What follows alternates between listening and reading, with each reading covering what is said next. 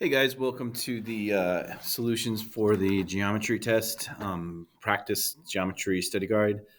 If you have any questions, just ask tomorrow in class. If I made a mistake, I went through these at my lunch period here, so I was rushing to get through them. So if I made any calculation errors, just ask questions and we'll clear them up there. I don't guarantee my work here, but hopefully everything looks good. Okay. All right. So let's take a look at number one. So number one, I used sine because I'm trying opposite over hypotenuse. So sine is opposite over hypotenuse. Remember your on your test tomorrow. Remember your SOHCAHTOA, opposite over hypotenuse, adjacent over hypotenuse, cosine, and tangent is opposite over adjacent. So in this case, we take sine of 30 equals 7 over x on that line right there. The next line, all I did was multiply both sides by x to get x out of the denominator.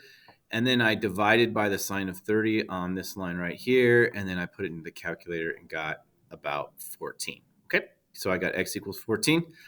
And hopefully I did my math correct there. All right, so the next one we want to figure out another sine one because we have opposites over hypotenuse. So I just said x over 57. And then in this case, we're actually finding a side, not a hypotenuse. And then what did we do? We just multiplied both sides by this right here. We just multiplied by the 57 on both sides to get the 57 to cancel out. So this problem just boils down to x is approximately equal to 27.6 if we round to the 10th place. Okay. All right, moving on. Next problem here. Number 3 right here. Well, the first thing I did, this is going to be a tangent problem because we have let me highlight, we have the opposite and the adjacent, and we're using this angle. So opposite over adjacent is tangent. So the tangent of 21 degrees right here is 5.5, which is the opposite, and over x, which is the adjacent side. Getting the x out of the denominator, I just multiplied both sides by x on that next step there. And then I divided everything by the tangent of 21 to cancel out the tangent of 21 on the left side. And then on this last thing, I just put 5.5 divided by tangent of 21, and I got approximately 14.3. So hopefully that helped you guys. And make sure you're running these numbers with me because, like I said, I don't guarantee this. I rushed through it at my lunchtime, so hopefully nothing too crazy is happening here. All right, so let's look at this next one. This next one, another sine, lots of sine today, I guess. So we're looking at, what do we got? We got 42 degrees, we've got an opposite, and we've got a hypotenuse. So that's why I used sine. Sine of 45 equals 6.4, which is the opposite over x on this step right here. Then I just simply multiplied both sides by x to get rid of x out of the denominator. And then I divided this by the sine of 45 on both sides. And when I put 6.4 divided by the sine of 45 into my calculator, I came up with approximately 9.1. Did you? Hopefully. Okay. All right. Next problem is number 5.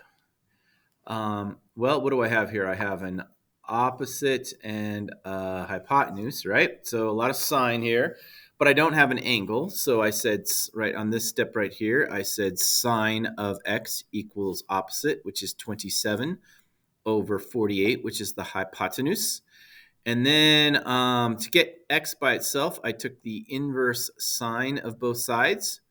Remember, guys, when you take the inverse sine of a sine, it cancels them out and you just get x, right? But you have to do it on both sides. And I took the inverse sine of 27 over 48, and I got about 34.2. And I'm done. All right, number 6. This one, it looks like we had another sine. Again, sorry for all the sine. I'll try to mix it up a little more.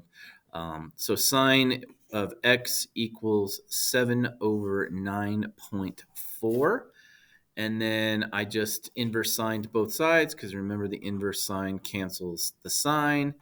And I get x equals the inverse sign of 7 over 9.4 right here. And then I put that in my calculator and got about 48.1 degrees. All right. Now, the next one I got, this one actually is a tangent problem because I've got an x here. This is my opposite, and this is my adjacent side. So I used tangent. And so I just simply said tangent of x equals 80 over 90. Take the inverse tangent of both sides, and I get inverse tangent of 80 over 90 is approximately 41.6 degrees. Okay. All right, next one. Finally I get a cosine, right, guys? Because I have, in this case, I've got x, I've got an adjacent and a hypotenuse. Adjacent and hypotenuse here. So now I can use my good old friend, the cosine. Let me pull this up a little bit. So the equation I said was cosine of x equals adjacent, which is the 2.9, over the hypotenuse, which is the 3.2. I inverse cosine to both sides to cancel out the cosine, and I got x equals the inverse cosine of 22.9 divided by 3.2, which happens to be approximately 25 degrees. Hope I'm right.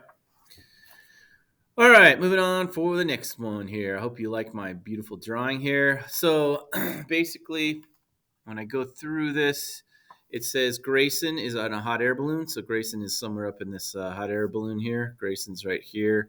And he looks down and he at a measure of an angle of depression. So the key here is, remember, angle of depression is not inside the right triangle. It's on the outside. It's 1,004 feet away of horizontal distance. So we're talking right here, from here to here is your horizontal distance. Horizontal distance right here. HD for horizontal distance. And we want to know how far off the ground the vertical distance is. So this is what we're trying to find, how far off the ground, directly above the ground, the balloon is. Well, remember, in angles of elevation, because we have alternate interior angles, we can put the 29 inside the triangle and make it an angle of elevation from the landmark. This is a landmark, a rock or something, to Grayson.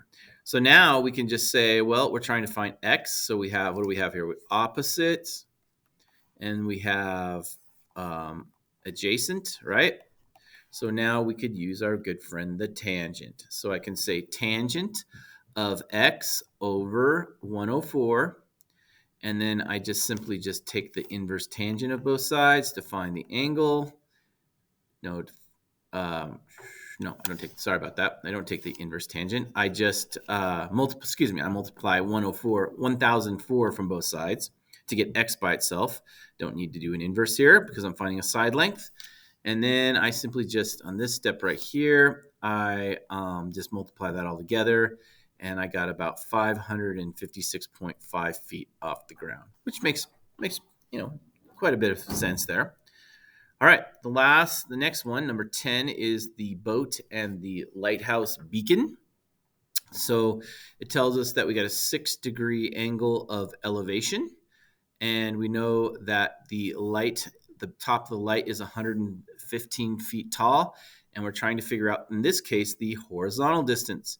So again, it's just the opposite over the adjacent, where we know the opposite and we're looking for the adjacent. So we're dealing again in tangents. So on this step right here, I just wrote the tangent of 6 degrees is equal to the opposite, which is 115, over the adjacent, which is x. And then I just simply, on this step right here, all I did was multiply both sides by x to get x out of the denominator. And then I just took 115 divided by the tangent of 6, and I came up with approximately 1,094.1 feet of horizontal distance. So this distance from here to here is approximately 1,094.1 feet. Okay? All right, the next one, area of regular polygons. Now, the first one we're dealing in hexagonal lengths. So we can use our 30, 60, 90 right triangle rules for that. So what I did is we're trying to find the area. I just took this, I made a right triangle out of the apothem and one of the radii. And remember, there is 60 degrees in every single angle, all these angles right here on the central angles there. So I know that this is going to be 30 up here because we split it in half. Right there's 30, so that means that has to be 60. And I'm trying to find x. I'm trying to find this x right here, guys. Well, x, if we use our 30, 60, 90 rules, the long leg of a 30, 60, 90 right triangle is equal to the short leg times the square root of 3. Now, I know the long leg is 5 because it lies opposite the 60, okay? So 5 equals x, which is the short leg, times the square root of 3. That's where I am right there. And then I just go ahead and divide both sides by the square root of 3, and I get 5 over, right here, I get 5 over the square root of 3, but then I need to rationalize by multiplying the square root of 3 over the square root of 3 to rationalize. And when I do that and simplify, I get 5 square roots of 3 over 3 for x. Now, remember the formula for the area of any regular polygon. It's 1/2 AP. 1/2 times the apothem times the perimeter. So we have 1/2 times A, which is 5, which is 12, because what we have is we have 12 of these little chunks right here. We have 6 sides, so there's going to be 12 to get the perimeter. Okay, 12 to get the perimeter. So I multiply 1/2 times A times 12 times that little x value, which was 5 square roots of 3 over 3.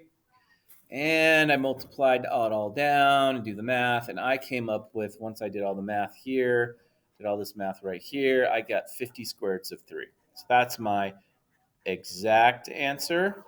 And this, after I put it into the calculator, is my rounded answer or calculator answer. Okay? All right, so the next one is a regular pentagon. And regular pentagons, you cannot use your 30, 60, 90 or 45, 45, 90. You must use trigonometry, right? So when I do the math, I get that angle here is 72. This is a 72 degree angle. Hold on. I might have made a mistake here. So, okay. So I made a mistake here. So I'm going to have to do this without it, because 72 is this whole angle right here, right? So what I need to do is I need to take 72 and divide this. I need to turn this on. I need to take 72 and divide that by 2. And so that's going to be a 36 degree angle right here. So the 72 is the entire thing. So this is going to be a 36 degree angle. So everywhere I see a 72, this isn't 72 right here. This is 36. I had to divide that by 2 because it's half of that. All right, so this is now becomes a 36 degree angle. This becomes a 36 degree angle. All right, so let me clean up this math. Sorry about that mistake. I told you I'd probably make a mistake here. So let me just do this. I'm going to erase this part right here. Oh, I shouldn't erase that. Okay, so I can finish this up pretty quick. So I know that my x is going to equal, when I on this step right here, when I multiply both sides by 19, I get x equals 19 times the tangent of 36. So let me put that into my calculator. 19 times the tangent of 36 degrees gives me approximately 13.8. So x is approximately 13.8. I got it. All right, so now I'm going to remember, area of a regular polygon is 1/2 A, which is in this AP. So that equals 1/2 A, which is 19, times P. Now there's going to be 10 of these little guys, right? There's going to be 10 of them because there are 5 sides and 2 of them per side. So I'm going to multiply 10 times 13.8. And then I'm going to do the math here. So I got 0.5 times 19 times 10 times 13.8. And I'm getting approximately my area to be 1311. So something like that, units squared. Hopefully I got it right. All right, the next one is laws of sines and cosines. So this first problem, as I drew it out here, if you kind of just study how I drew it out, I'm noticing that I've got angle, angle, side. When I have angle, angle, side, I'm going to use my law of sines. So I just did, on this step, I did 56, sine of 56 over 5.2 equals sine of 42 over t. Just did my cross multiplication work. Hopefully everything looks good. And I came up with, I just cross multiplied on this step.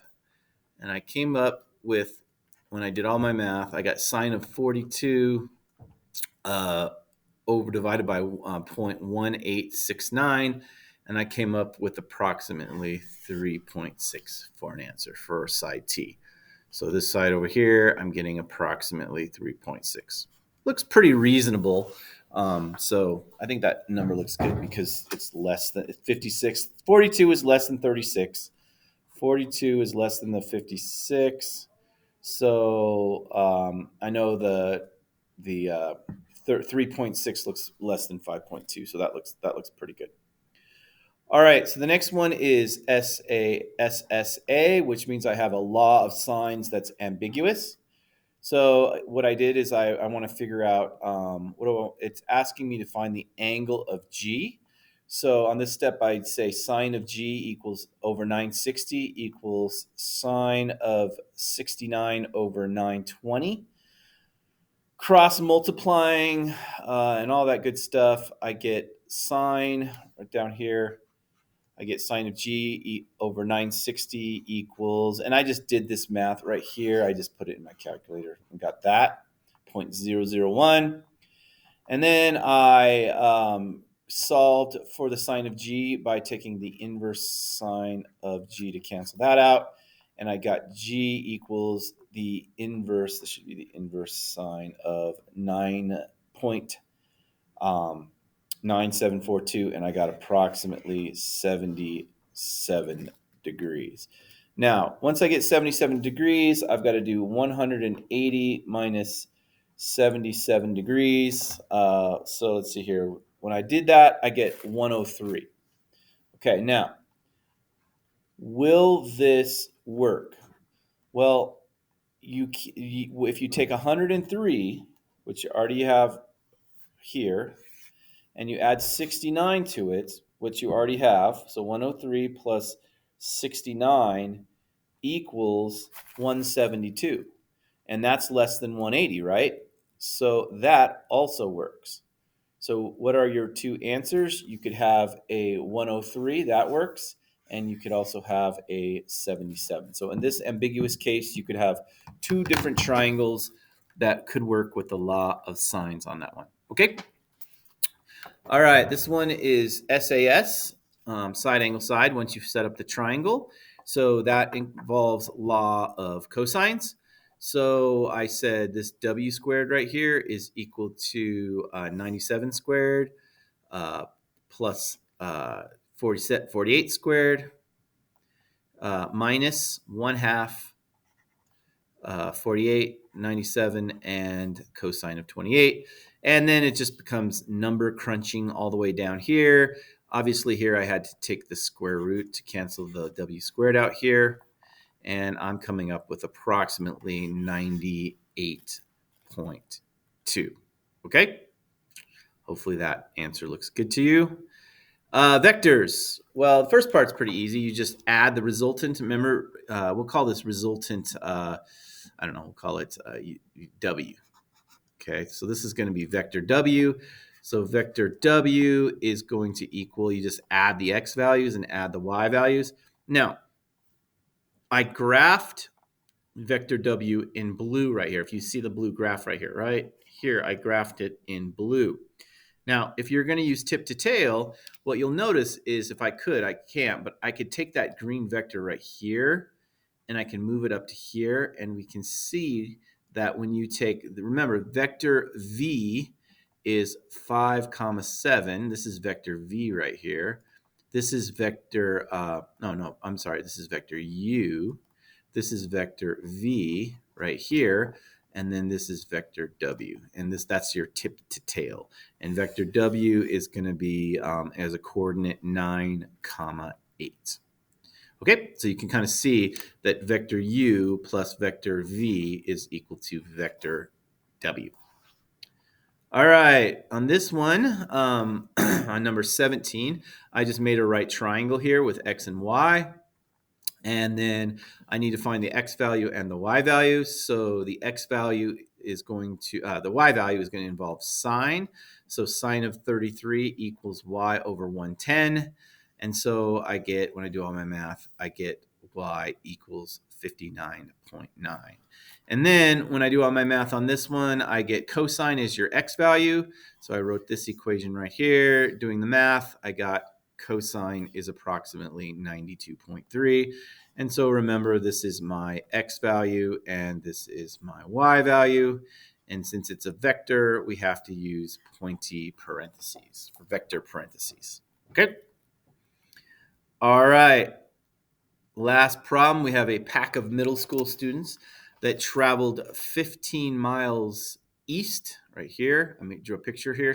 And 10 miles north. Hopefully I did my never eat soggy wheat correct here.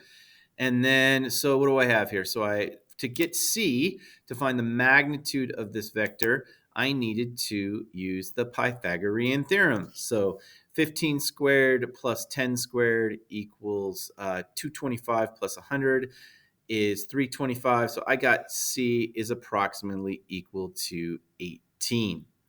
And then what I did was to find the angle, I just did tangent of, because I have an opposite and adjacent. So I did tangent of theta equals 10 over 15. I reduced that down to 2/3. And then when I took the inverse tangent of both sides, I got approximately 33.7.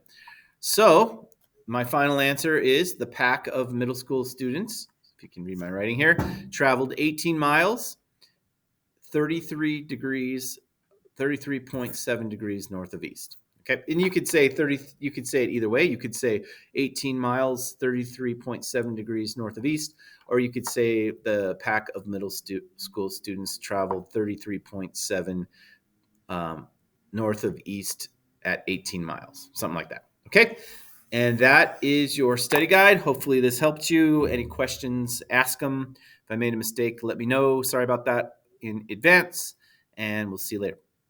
Bye.